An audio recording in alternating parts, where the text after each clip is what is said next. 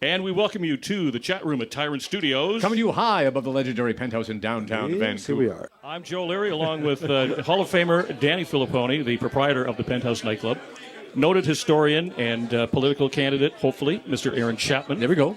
And we are presented proudly by West Coast Dream Machines with pre-owned luxury vehicles in West Vancouver. Neighbors Restaurant and Pizza House. We had a nice feeding from the group at Neighbors, by the way. So good. 35th and Victoria Yeah, Drive. and thanks to Mitzi, even though she's in Mexico right now. She's in enjoying Cancun as we speak. Oh, wow. Sure. But she had her people. She was on the phone from Cancun making sure that all the food while came to us. ducking bullets at the same time. She's cooking while ducking bullets. Yeah, amazing. Canadian Club and Ginger Ale with their new cranberry flavor. Resurrection Spirits on Franklin Street in East Van. North Point Brewing in North Vancouver. And our newest sponsor, The Barn. This is on 102A Avenue in Guildford. It's where the Fraser Valley goes for country. Yeah. Now, speaking of countries, our next guest, Robert Komaniecki, comes from the country down below. It's called the United States of America, now living in Canada, where you're a professor of music at UBC. That's right. And where I sort of got into this thing was I was watching Instagram Reels or TikTok Reels, and here's this guy that does this series of really cool, candid little observations as an American living in Canada. And I reached out to him, and he could have just as easily said, don't, or just go into ignore mode. He responded. I said, I'd like to have you on the show because I like what you do, and I'm curious to get your take on things. First of all, how long have you been in Vancouver? 3 years now. Okay. What brought you here? Well, I was teaching music at the University of Iowa, and then my wife kind of got a job offer at UBC, and she was able to convince them to offer something for her schmuck husband as well. And so we spent a little bit of time weighing our options and realized we wanted to do it. So being an Iowan? Iowa, yeah. What do you call if a person from Iowa is an Iowan? Bored. Iowa. So what perception, what degree of knowledge did you have of Vancouver, Canada? Of Vancouver, very little. My main association was just expensive housing, but that's pretty much it. My wife is Canadian. She's from around the Ottawa area, so I wasn't as ignorant to Canada as some of my fellow countrymen, but Right. I didn't know much about Vancouver. So let me get this straight. So you're an American living in Vancouver. Yes. And you produce Reels, podcasts, or just Instagram? Yeah, usually Instagram videos, sometimes serious, and sometimes I'm sort of playing the character of an American who is totally freaked out by all of the things that actually make Canada really great, like making jokes about leaving tips for my doctor or. So give us an example. One of the first things that you noticed about living in Vancouver, in the city of Vancouver, when you're out and about at a bar or a restaurant. Yeah. Is there a big difference in the way people act, or is it basically the same? Yeah, people are so much, I think, more open and friendly here. We made friends so much more quickly. I would agree. Here in Vancouver than we ever did in the States. And, I have two little kids, two daughters, 2 and 4, and I've never felt like they were so welcomed kind of coming around. It's just, We're Canadians. Right. That's good to hear because I always hear from some people, I went to visit Vancouver. I didn't see anything great to go see. I didn't meet anybody, or so hard to meet people. People are cold, Yeah. And I always say, where the hell did you go? Absolutely. Where did you? I would have shown you around, or I would. There's lots of people here that seem engaged and say, hey. Yeah, and Vancouver's one of those places that sometimes somebody needs to jump in and tell you, no, don't go there. Come with me. Sure. Come over here. We got something for you over down this way. Yeah, we met people, and later that day they invited us over to their house for dinner. Wasting no time. Yeah. That's great. So have you started ending sentences with A?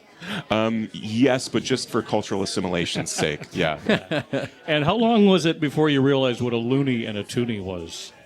Well, I do have a cat named Toonie. Do you really? Wow. So, yes, Okay. yeah. So I knew that early on. That's getting on board. On board with the team. Yeah. Did you get any traction on the world the Olympic hockey game? And you must have. Right? Yes, yeah. Can you share with us something? I was watching that. I was in our community center gym when they got the goal and the game ended, and it was just like this. You could hear screams from down the street at the bar where people were drinking at whatever hour in the morning, but yeah, everybody was really disappointed. It was too bad, and I found myself. I was despite only being here for 3 years, I was fully rooting for Canada the entire time. I felt like I'd been punched in the gut when they lost that game, but they did great. Yeah. They should be really proud. That was Very just close. a killer Very close performance game. by the goalie. So you said that you have one daughter that's 2? Yeah. So was she born here? No. She's 2.5, and we've been here we basically moved here like 2 or 3 weeks after she was born. Right. So we haven't had the experience of, like that nice low-cost birth with maternity leave and everything like that. My wife is kind of kicking around like, hey, it might be nice to actually experience that. Well, it's nice to know you don't have to spend $100K to have a kid in Canada. That's probably one of the good things. Wow. Yes. I'm curious, though. Give me a positive and give me a negative. Like nothing, scathing, but what's a pleasant surprise that you found from being in Canada? And what's something that you miss from being in the States that you haven't found replicated here? Well, I can start with a thing that I miss from the States, which is something that you really can't replicate, which is there are a lot of really fun sort of niche subcultures in the States that have just, my favorite city to visit is New Orleans, and that is such like a unique place that can't really be replicated anywhere else. Can't be replicated anywhere in America, I don't think. Of it's course so not. unique. Yeah, absolutely, yeah. And so there are some really fun, especially in the southern U.S. I'd like to travel around there and kind of, because I'm from Minnesota, not the South at all. But yeah, that's maybe one thing that I miss. But the list of positives about moving to Canada is overwhelmingly large. I would rather take out the trash for a living here in Canada than make 6 figures back in the States. Wow. It's just I'm so happy here. The people have been so friendly. It seems like the families are just kind of like happier, more well taken care of. Everybody's just so welcoming, especially in Vancouver. It's fantastic. That's great to hear.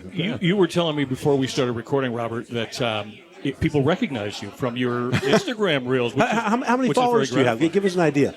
I think it's like 117,000 followers. Geez. Yeah. Send them my way. Yeah, I can. Yeah, absolutely. And they mostly started after I started posting these videos where I was kind of pretending to be an American, freaked out by Canada. Sure. Yeah. Hey, are you familiar at all with the penthouse and our famous marquee sign? Yes. Well, I drive by here every weekend on my way to take my daughters to their music class, which is a very different vibe, might I say. Yeah. Toddler music class at the VSO. But I love the marquee. It's always the one that I remember is like always neighbors. The Forever Neighbors. Yeah, Sure. Yeah. That was. We'll hook you up with a fantastic. T-shirt before you go. Oh no way! Absolutely. That'd be awesome. Oh man. And what's the typical? I was at UBC and I took a music program briefly there and whatnot. Awesome. This is many moons ago in the early '90s. But what's the typical music student at UBC now, or what? I'd be curious. They're interested in all sorts of stuff. I'm teaching people that are totally interested in classical music. Yeah. People that want to be opera singers, but also people that are trying to make music for video games and film. Yes. That was just happening when I was going there. Yeah. And so they've got me teaching right now a video game music course that students are just like so excited about, and some of them have made their own games and brought them in to show me. And at this point, I'm like, I'm learning more from you than you are from me. It's Aaron, when you amazing. talk about music or video, you're talking about like Pac-Man. I'm talking, Pitfall Harry swinging from a little pixel. And we start with that stuff. Yeah. And then we move into the more recent stuff. Yeah. Amazing. That's funny. Yeah. That's good. So we welcome you to Vancouver. We Yes. glad to know that you like what we have to offer here, because it is expensive. There's no question about it. Of course, yeah. But you know what? Anytime on a nice summer, sunny day, when I drive through Stanley Park and go across the Lionsgate Bridge, I go, yeah, this is why we put up with all the BS costs. 100%. Yeah. You got it. Yeah, Absolutely. and I don't think they probably have that in Iowa. I'm just guessing. We have Not when I some was really fantastic cornfields in Iowa, but they don't quite hold up to seeing, like orca whales swimming around in the water. Yeah. Well, please, thanks for coming down. Enjoy your time in Vancouver, and keep up the good work, because your stuff is amazing. How do people find you on Instagram? They can just look up my last name, Komaniecki _R, or honestly, they could probably just search American living in Vancouver.